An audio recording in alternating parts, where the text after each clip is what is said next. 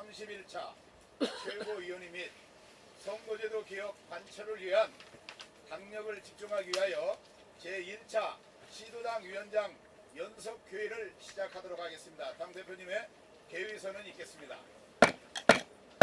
불편하시더라도 일어나셔서 정면에 있는 국회 계양대가 있습니다.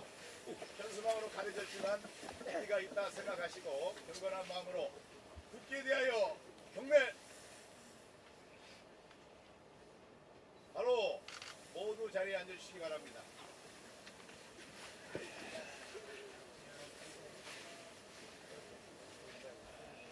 자, 당대표님의 모두 발언 있으시겠습니다. 교대로 이 천막을 지켜주시고 어제부터는 로텐다 홀에서 야3당 의원들의 릴레이 연좌 농성이 시작됐습니다. 함께 해주신 당 지도부와 의원님들, 당직자들께 감사드립니다. 오늘부터는 이 천막 당사가 기능과 역할이 바뀝니다.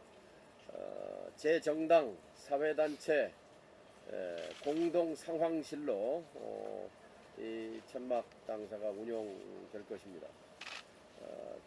2천만 촛불 시위를 이끌었던 570개 시민사회단체의 연합체인 정치개혁 공동행동과 그리고 지식인 학계 그리고 원외 사당 그리고 원내 야3당이 함께하는 정당 시민사회 공동상황실로 운영될 것이다. 이 말씀을 보고를 드립니다. 왜 예산안을 볼모로 잡느냐고 어떤 신문이 역사의식 없는 글을 쓴 걸 봤습니다.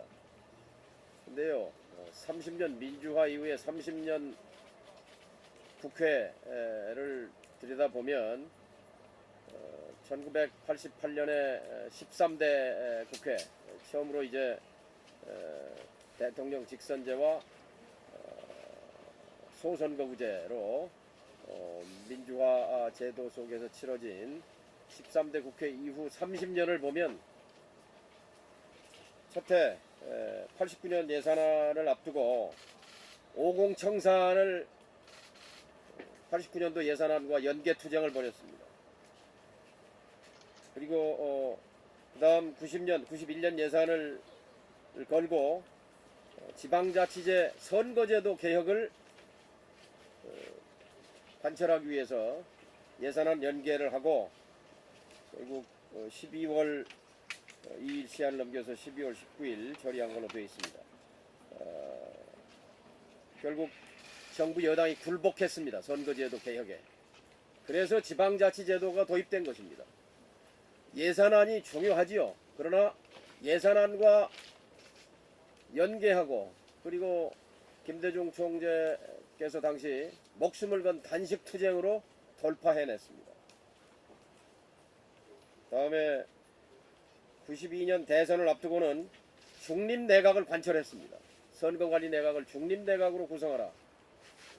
그래서 야당이 예산안 연계투쟁으로 공정한 대선을 담보할 수 있었습니다. 그 다음 해에는 12.12 쿠데타 처벌로 연계했고 그 다음에는 노사관계법으로 금융개혁법으로 총풍검찰조사로 대선자금으로 정부 조직법 개정으로 법인세 문제로 FTA 비준 반대로 해마다 예산안 연계투쟁은 야당에게는 유력한 수단이었고 견제와 균형의 의회 전략이었습니다. 30년 동안 예산과 정치 쟁점이 연계된 적 없다고 하는 더불어민주당 대표나 원내대표의 말은 어불성설입니다. 언제부터 여당을 했길래 이렇게 독재 세력의 후예 같은 그런 언급이 난무하는 것인지 이해할 수 없습니다. 야3당이 연계하고자 하는 문제는 바로 제2의 민주화 투쟁에 해당하는 최고의 이 시대 개혁과제인 선거제도 개혁입니다. 지금 자유한국당도 2003년도에 국가보안법을 걸어서 연계 투쟁을 했습니다. 12월 31일 날 가까스로 예산 처리했습니다. 그 다음에 2006년도에는 사학법으로 등원 거부를 하고 연계 투쟁을 하면서 단독 처리를 할 수밖에 없었어요. 예산. 그 다음에 부자감세법 철회연대, 4대강 철회연대, 소득세법 연대, 부자증세 연대, 국정원 개혁안 뭐 연대. 해마다 30년 중에 22년이 예산안과 주요 정치 쟁점을 해결하기 위한 연계 투쟁의 역사였다.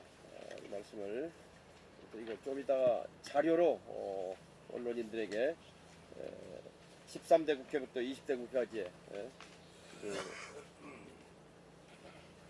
연도별 자료를 드리겠습니다. 한 가지 더 말씀은 지금 어제 저녁에 문재인 대통령이 귀국하셨어요. 머리가 아프실 겁니다. 문재인 대통령 앞에는 두 갈래 길이 있습니다. 하나는 제2의 민주화 투쟁에 해당하는 선거제도 개혁을 야당 3당과 함께 연대하고 예산안 처리를 원만하게 할 것인지, 그리고 선거제도 개혁이라는 대의를 이루어낼 것인지, 개혁정부로서 자리매김을 할 것인지, 아니면 지금 들려오는 대로 몇 조 원을 자유한국당에 퍼주고 밀실 거래를 해서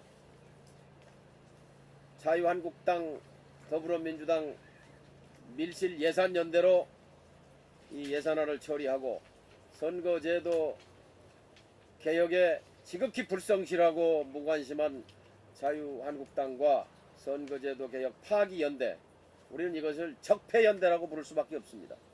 적폐연대의 길을 갈 것인지, 적폐연대의 길을 가면 이 정부는 실패합니다. 적폐연대의 길을 가서 지지할 국민이 어디 있습니까? 또 우리 민주평화당 입장에서는 그런 적폐연대를 하는 이 정부를 도와야 할 이유가 없습니다.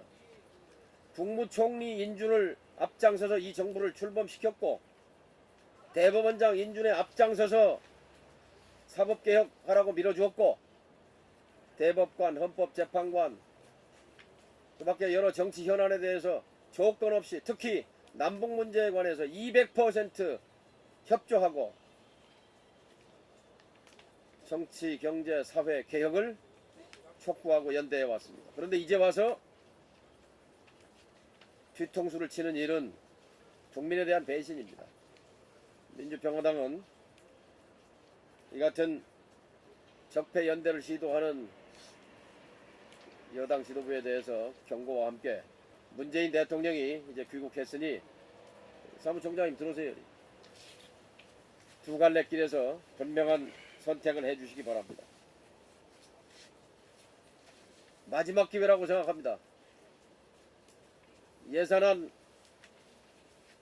자유한국당과 사실상 날치기 처리하고 적폐연대의 길 가고 나면 선거제도 개혁은 물 건너 갑니다.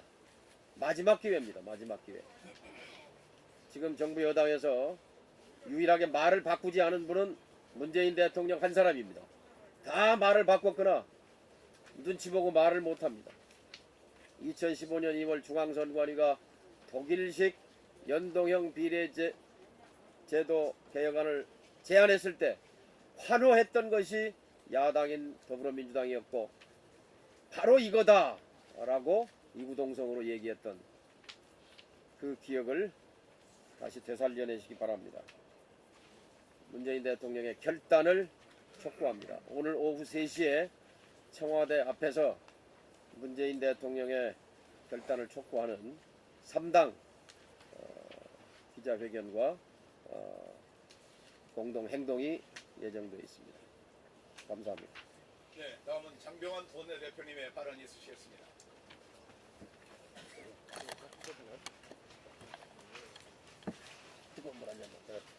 87년 개헌은 직선제 도입으로 국민에게 국가의 권력을 돌려드리는 계기가 되었습니다. 연동형 비례대표제로의 선거제도 개혁은 국회의 권력을 국민들께 돌려드리는 일입니다. 선거제도 개혁은 당리 당략이 아닙니다. 그 핵심은 국민의 권리 찾기, 국민의 한 표에 제 몫을 찾아주는 것입니다. 이제 시간이 얼마 남지 않았습니다. 문재인 대통령은 지금 즉시 여당 5당 대표들과 회동을 통해 연동형 비례대표제 도입을 하는 선거제도 개혁을 결단을 내리기를 촉구를 합니다. 그것이 바로 87년 민주화 이후 최대의 민주화 개혁이 될 것입니다. 경제 지표들이 연일 빨간 경고음을 보내고 있습니다.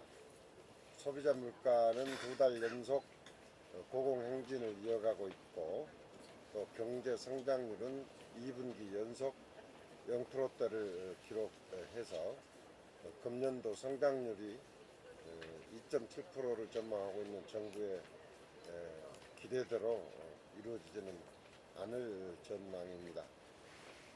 30세에서 54세 남성 핵심 노동층의 일자리가 사라지고 있다는 한국은행 발표도 있었습니다.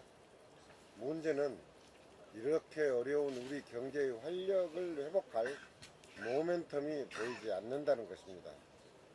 최저임금 과속 인상 대책이라거나 주 52시간에 대한 근로의 보완 대책 등 기업 활동을 지원할 정책을 신속히 정부가 수립해야 할 것입니다.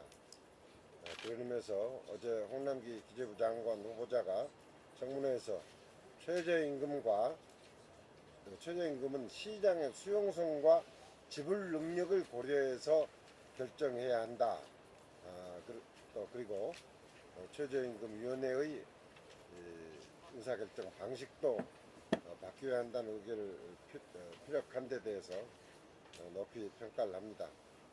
정부는 경제 회복을 위한 정책 수정을 서둘러서 우리 경제의 성장 엔진에 시동을 걸기를 촉구를 합니다. 이상입니다. 네, 다음은 유성엽 수석 최고위원님의 발언이 있으시겠습니다. 예. 지금 현행 선거제도를 고집하고 있는 자유한국당, 민주당의 태도는 현대판 게리맨더링이다 이렇게 생각합니다.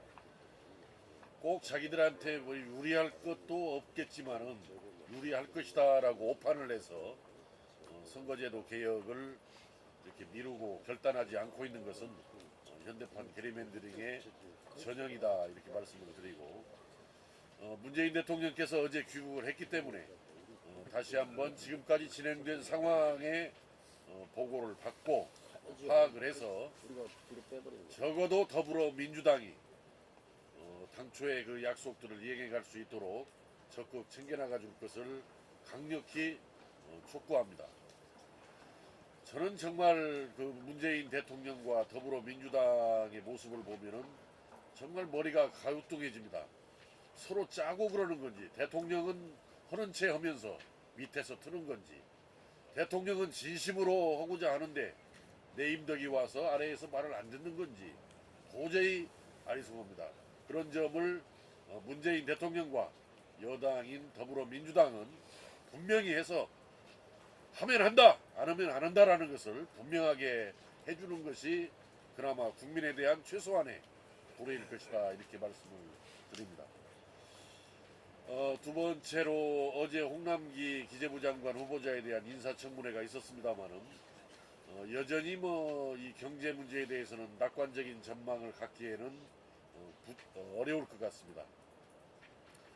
현재의 경제정책 기조는 그대로 가져가겠다. 다만 앞에서 우리 장병환 원내대표께서도 말씀을 하셨습니다만은 소득주도 성장, 특히 그 중에서 최저임금제와 근로시간 단축제에 대해서는 속도 조절을 하겠다라는 그런 입장을 밝혔습니다. 그러면서도 또 앞뒤가 안 맞는다라고 생각하는 것이 내년 하반기면은 소득주도 성장 정책을 체감할 수 있을 것이다. 소득주도 성장 정책이 가시화될 것이다 라고 이야기를 하는데, 사실은 얼마 전까지만 해도 정부 여당은 금년 말까지면은 경제가 좋아질 것이다, 경제가 좋아지는 걸 느낄 것이다라고 이야기를 해왔는데 다시 이 홍남기 기재부 장관 후보자는 내년 하반기로 이제 확 미뤘습니다. 경제가 좋아지는 걸 가시화하는 시점을. 그래서 꼭 양치기 소년들이 꼭 이렇게 미뤄되는 듯한 이런 느낌이 같습니다만은 저는 뭐 홍남기 기재부 장관 후보자는 아마 장관에 임명되리라고 예상을 합니다.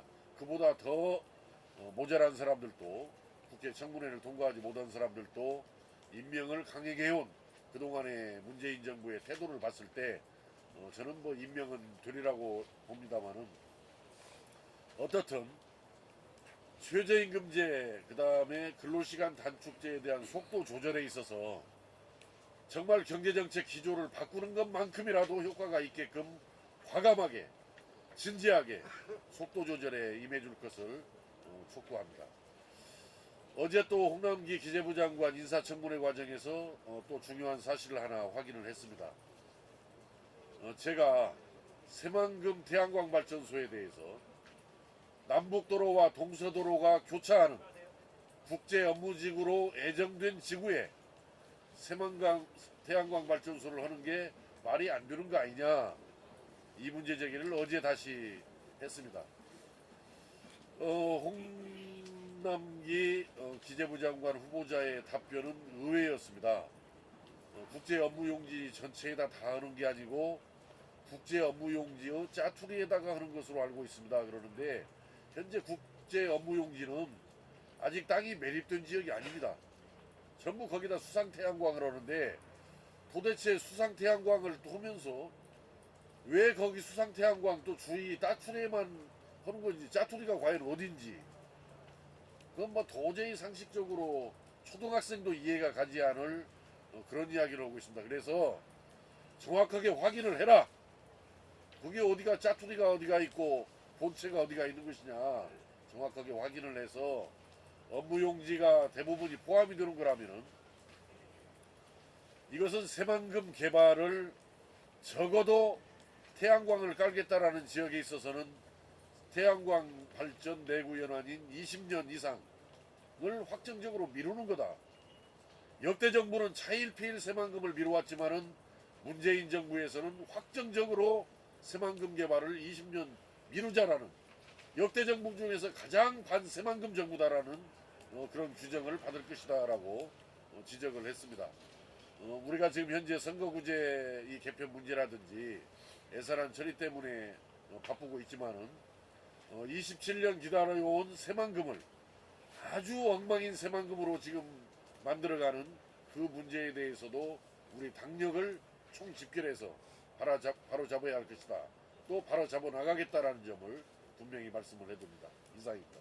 네, 그렇습니다. 다음은 최경환 최고위원으로부터 선거제도 개혁 촉구를 위한 계획에 대해서 발언이 있으시겠습니다. 당내 선거제도 개혁 TF 단장으로서 앞으로 우리 당의 일정에 대해서 잠깐 말씀드리겠습니다. 3일 우리 천막당사를 시작으로 어제 3당의 노텐다운 농성이 시작되었습니다. 민주평화당 서울지역 원외위원장들은 1인 시위를 시작했고 각 시도당별로 대국민 홍보활동과 1인 시위를 시작하도록 하겠습니다. 또한 전국에 내 표 어디 갔소? 선거제도를 바꿔야 우리 삶이 바뀐다는 주제로 전국에 홍보 현수막을 게재하고 광고를 제작 배포하도록 하겠습니다. 이미 2일 광주를 시작으로 강연회 토론회가 진행되고 있습니다. 9일 이번 주 말에 일요일 날에는 9일 전북 전주에서 정동영 대표를 초청해서 왜 민심 그대로 선거인가 연동형 비례대표제 선거제도 개혁 강연회를 12월 9일 일요일 오후 3시 전주 덕진 청소년 문화집에서 개최하도록 하겠습니다. 이 행사는 민주평화연구원과 민주평화당 전북 도당이 함께합니다. 그리고 이어서 14일 전남 고흥에서 당원들 500여 명이 모여서 선거제 개혁을 촉구하는 집회를 갖도록 하겠습니다. 앞으로 서울 경기 지역으로 확산할 예정입니다. 아울러서 아까 정동영 대표님께서 말씀하셨지만 우리 정당들과 정치개혁 시민단체와 함께 정치개혁 공동행동과 함께 연대 활동을 계속해 나갈 것입니다. 어제 바른미래당, 민주평화당, 정의당, 녹색당, 우리미래, 또 노동당, 민중당, 민주화를 위한 변호사 모임, 비례연대, 참여연대가 참여해서 그 행동계획을 토론을 했고, 오늘 오후 1시 30분 국회 본청 앞 계단에서 야 3당과 함께 정치개혁 공동으로 야 3당 국회의원의 농성을 지지하고 선거제도 개혁을 호소하는 긴급 기자회견을 갖기로 했고, 12월 15일에는 선거제도 개혁 홍보를 위한 플래시몹 행사를 국회, 광화문, 시청 광장 등에서 전개하기로 했다는 말씀을 드립니다. 우리 당원 여러분들의 많은 관심과 참여를 부탁드립니다. 이상입니다.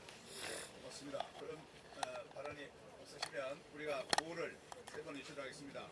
우리 민주평화당은 선거제도 개혁 촉구를 위해서 천막 당사에서 회의 중입니다. 구호를 힘차게 외쳐주시기 바랍니다. 연동형 비례대표대 즉각 도입하라! 도입하라! 도입하라! 도입하라! 기득권 양당 각성하라! 각성하라! 각성하라! 각성하라! 민주당은 각성하라! 각성하라! 각성하라! 각성하라! 한국당도 각성하라! 각성하라! 각성하라! 각성하라! 네, 감사합니다. 전차회 결과 보고는 서면으로 대체하고요. 오늘 의결사항과 보고사항이 있습니다. 비공개로 전환하도록 하겠습니다.